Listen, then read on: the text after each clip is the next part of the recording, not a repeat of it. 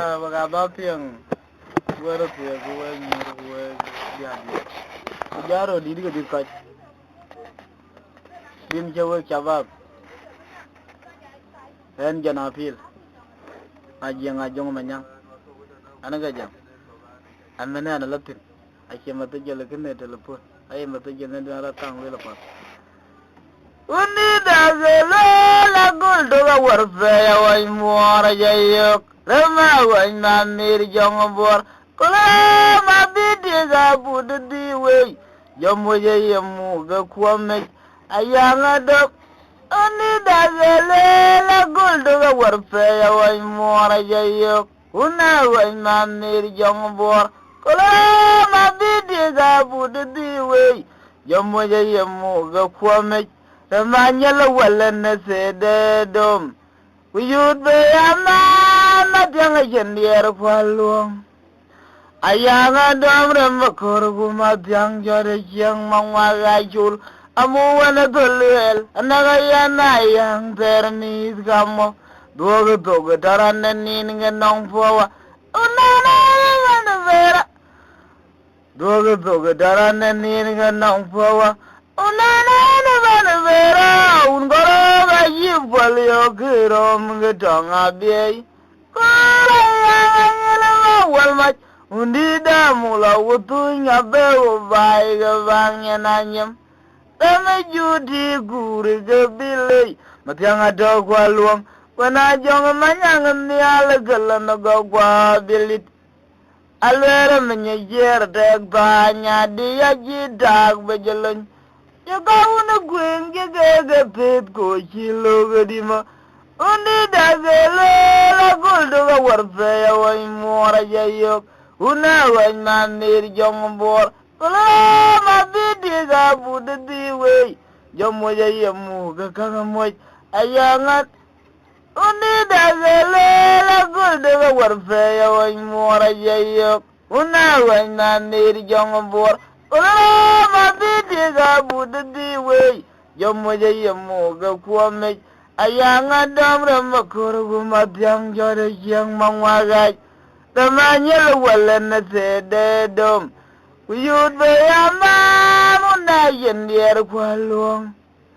A young Adam Ramakur, my young George, young Mamma Gachul, a moo and a dollar, another young Termi Gamo. The man yellow well and said, Dom. A moo and a dollar, another young Termi Gamo. Doga, Daran and Ning and Nong Power. The man yellow well and said, Dom. Could you be a man on Najan, dear Qualong? A young Adam Ramakur, my young George, young Mamma Gachul. Well, much. Unida mula wutunya bewo bai ga bangya nanyam. Eme judi guri ga bilei. Matyanga dogwa luang. Wana jonga manyanga niala gala na gogwa bilit. Alwere menye jer deg panya diya jitak bajalony. Yaga una gwen gege pit ko chilo ga di mau. Alana ora biar jonga lwele wangwi. Tiada kelia wentin. Matyanga magir ganya luwalan. Kubangan gulon na gokuton majak ngabere mekai kor. Yang ngajure menin. Madira ya mamde unda bejelon gumatyang jat. Muwalan matyanga magir ganya luwalan. Kubangan gulon na gokuton majak ngabere mekai kor. Yang ngajure menin. Madira ya mamde unda bejelon gumatyang jat. Muwalan matyanga magir ganya luwalan. Kubangan gulon na gokuton majak ngabere mekai kor. Yang ngajure menin. Madira ya mamde unda bejelon gumatyang jat. Ya dida.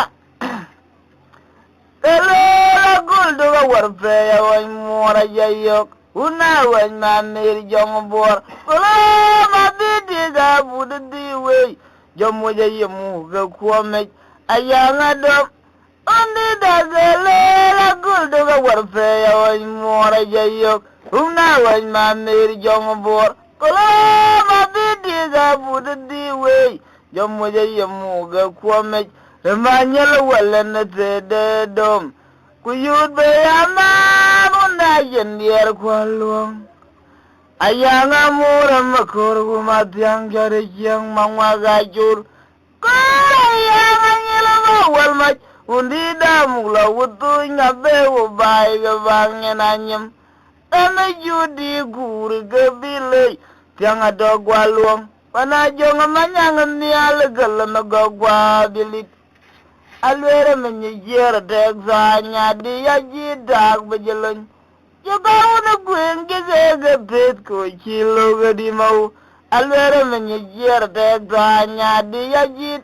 Alayanga nyela walmach. Undida mula wutu ngabe wubai kebangnya nanyem. Tame judi guran dia bilay. Matiang adog walong. Panajong manyang nial galan gagwa bilit. Alwere menyijir dek zanya dia jidak bejeleng. Jogau na gwen gege pet ko chilo gadi mau. Panajong manyang nial galan gagwa bilit. Alwere menyijir dek zanya dia jidak bejeleng. Jogau na gwen gege pet ko chilo gadi mau. Alara biar jong alwele gwangwi. Tiada gelewen din. Madang magir ganyel walen. Kubangen gulen naga kuton majak naverem bekai kor. Yang ajurem memen. Mabira ya mambiya unda bejeleng gumabiang jat. Munggalan madang magir ganyel walen. Kubangen gulen naga kuton majak naverem bekai kor. Yang ajurem memen.